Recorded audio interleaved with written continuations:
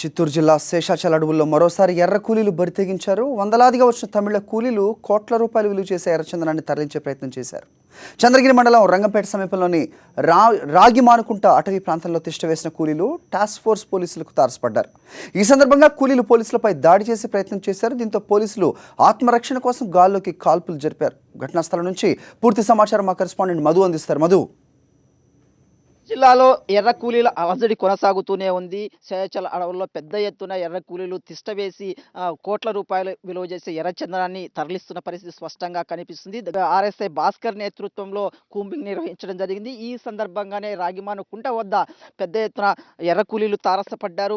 పోలీసులు చూసి కొంత ప్రతిఘటించే ప్రయత్నం చేశారు. ఈ సందర్భంగానే పోలీసులు సైతం ఒక రౌండ్ కాల్పులు జరపడం జరిగింది. గాల్లో కాల్పులు జరిగారు. ఈ సందర్భంగా ఎవరు పట్టుపడకపోయినప్పటికీ పెద్ద ఎత్తున ఎర్రచందనం దుంగలు ఇక్కడ వదిలేసిపోవడం జరిగింది. తమిళనాడు ప్రాంతానికి సంబంధించినటువంటి బ్యాగులు ఉన్నాయి. వారికి సంబంధించిన లగేజీ పెద్ద ఎత్తున ఉంది. వాటర్ బాటిల్స్, అలాగే మద్యం బాటిల్ కూడా అక్కడక్కడ పడి ఉన్నట్లు కూడా మనకు స్పష్టంగా విజువల్స్ లో కనిపిస్తుంది. చూడొచ్చు, తమిళనాడు ప్రాంతానికి సంబంధించిన అమ్మ వాటర్ బాటిల్స్ కూడా ఇక్కడ లభ్యమై, అంటే వీళ్ళు ఖచ్చితంగా ఇక్కడ వచ్చిన ఎర్ర కూలీలు ఎవరైతే ఉన్నారో తప్పనిసరిగా తమిళనాడు వాసులుగానే వీళ్ళు నిర్ధారణ చేయడం జరిగింది. ప్రస్తుతం ఈ టీంకు నేతృత్వం వహించినటువంటి ఆర్ఎస్ఐ భాస్కర్ ఉన్నారు. వారితో మాట్లాడించే ప్రయత్నం చేద్దాం. ప్రస్తుతం మన సంఘటనా స్థలంలో ఉన్నాం.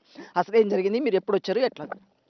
మాకు విశ్వసనీయమైన సమాచారం డీఏజీ గారి ఇన్స్ట్రక్షన్స్ ఫాలో అవుతూ నిన్న ఈవినింగ్ ఈ ప్రాంతానికి రావడం జరిగింది. అంటే సచ్చినోటిబండ ప్రాంతాన్ని చెక్ చేసుకుని అక్కడి నుంచి వస్తూ ఉంటే మాకు కొన్ని ఫుట్ ప్రింట్స్ కనపడ్డాయి.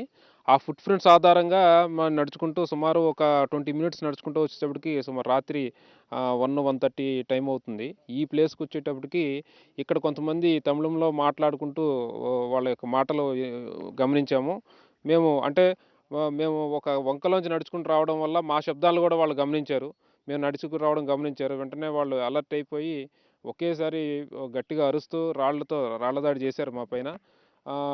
మేము పోలీసు వాళ్ళమని అరిచినప్పటికీ కూడా వాళ్ళు రాళ్ల దాడి చేశారు. మేము చెట్ల చాటుకు దాక్కుని అయినప్పటికీ వాళ్ళు ఎక్కువ మంది, అంటే సుమారు 150 మంది, 120 నుంచి 150 మంది ఉన్నట్లుగా అనిపించింది వాళ్ళ అరుపులు కేకలకి.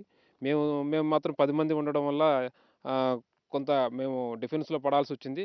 అయినప్పటికీ వాళ్ళని కంట్రోల్ చేయడం కోసము గాల్లో ఒక రౌండ్ ఫైర్ చేశాము. ఫైర్ శబ్దం విన్న తర్వాత వాళ్ళు అక్కడి నుంచి పారిపోయారు. పట్టుకోవడానికి ప్రయత్నించినప్పటికీ ఈ ప్రాంతం దట్టమైన అడవి ప్రాంతం అయినందువల్ల వాళ్ళు చెట్లలోంచి దూరి పారిపోయారు.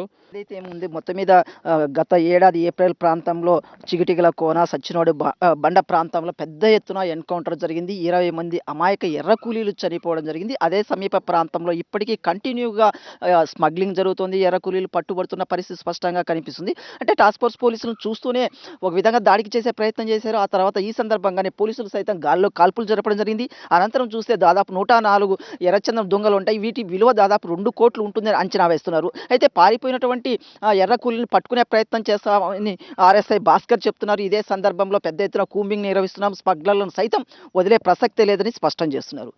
వీడియో జర్నలిస్ట్ హరితో మధుసూదన్ రెడ్డి, సాక్షి టీవీ, తిరుపతి.